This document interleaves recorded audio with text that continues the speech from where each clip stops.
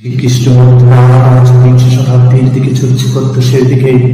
সাইবেরিয়ার বরফখণ্ডে মুখ লুকাচ্ছে বাষ্পতন্ত্র, আর সাবুত জাতির মতো টেক্সাসের ঘোড়াগুলোকে ঘিরে ফেলেছে আল্লাহর গজব। ফিলিস্তিন, আফগানিস্তান, বসনিয়া, কাশ্মীর, পৃথিবীর প্রতিটি প্রান্তরে লাউড স্পিকারের সামনে দাঁড়িয়ে গেছে যুগের মুয়াজ্জিন। আকাশ বাতাস কম্পিত করে এখনই আজান হবে। সে আওয়াজের নিচে হারিয়ে যাবে অ্যাটম ও কামানের ধ্বনি, গড়িয়ে যাবে অজুর পানিতে ভেসে যাবে, অকেজো হয়ে যাবে সব কথিত দূরপাল্লার ক্ষেপণাস্ত্র।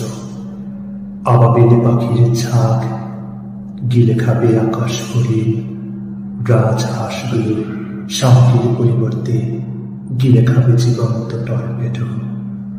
আমি আমার জনগণকে একটি অনিবার্য বিপ্লবের প্রস্তুতির কথা বলেছি।